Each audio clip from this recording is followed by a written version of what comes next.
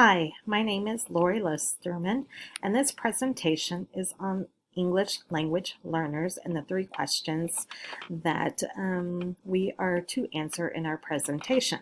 So starting with question number 1, students sometimes speak with dialects or differences in language related to their culture. How does these differences impact assessment approaches in oral language? And I think to start with, first of all, we need to understand dialects is not a language disorder, but it can be mistaken for one. Pronunciation that some students have that use dialects can be go from using the word, for example, sister. Instead of saying sister, they say sista, which I have heard some of my students say in summer school. This summer. So the errors can occur if the role of the dialect is not well understood. So it's a great idea for teachers to get some samples of the speech that the student used. It can be from last year. It can be from therapists that work with that student. But we need to understand, we need to hear the language that the student uses to better understand how they talk when they get into the classroom. What can we do first of all? Okay, so let's start with creating an environment for English language learners to come into your classroom that is, first of all, low anxiety. We need to create a setting where students feel supported and nurtured.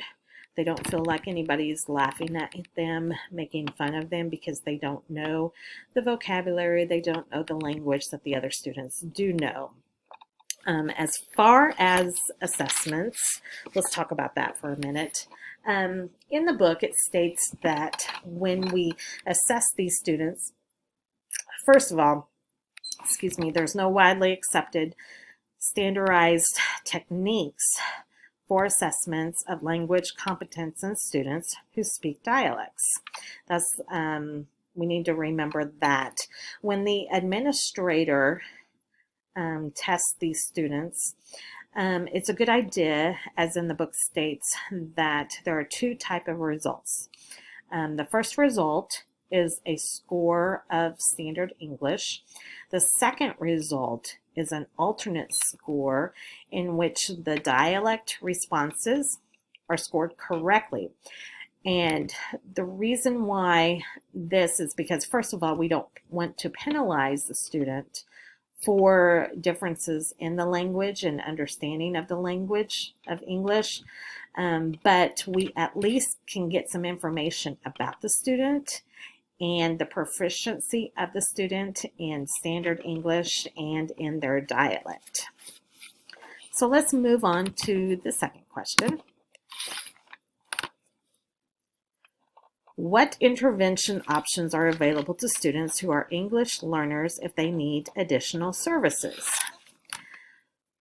Okay, well, let's talk about some of the interventions that teachers can do.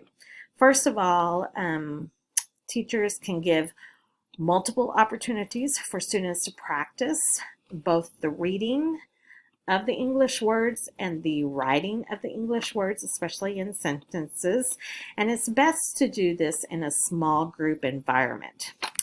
Why a small group environment? Well, first of all, small groups provide a safe environment for our students.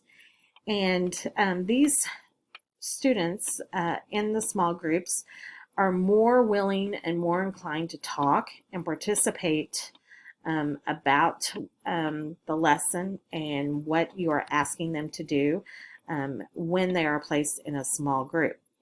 We need to make sure, though, as teachers, we are willing to give feedback to the student when they do make errors. Even though that the language may be a barrier and we want to give them a benefit of the doubt, we also want to teach them, hey, this is not correct. you did a great job, but this is how it needs to be written. This is how we need to say it, because we're there to teach them and we want to make sure that they learn correctly. A great thing that we can do is use visuals, and a lot of students are visual learners. I'm a visual learner. A lot of adults are visual learners. So let's use that to our advantage, and let's teach these students words through visual cards. So for example, let's say we're learning backpack. So let's put a picture of a backpack on a card, and we're going to write the word backpack underneath the picture. That way the student not only learns the word, how to spell it, how it's pronounced, but they associate it with the picture that's on the card. Through visuals, we can also use graphic organizers, and this is something that was suggested in the textbook in chapter 12. Graphic organizers are great visual tools to help our ELL students to understand relationships and organization of ideas. I think a lot of teachers use graphic organizers. I can't even speak today, sorry. But by using this visual representation, it strengthens our students' understanding, therefore making it easier to comprehend. Let's move on to our last question. Why are students who are culturally and linguistically diverse sometimes over-identified for special education services or under-identified for special education services? This is a great question, and we're going to start with under-identified students in our system. We need to remember that it's very difficult to tell students that are culturally, linguistically diverse, the difference between them and students with learning difficulties, because they both can show the same signs. There is a difference. We've got to remember that.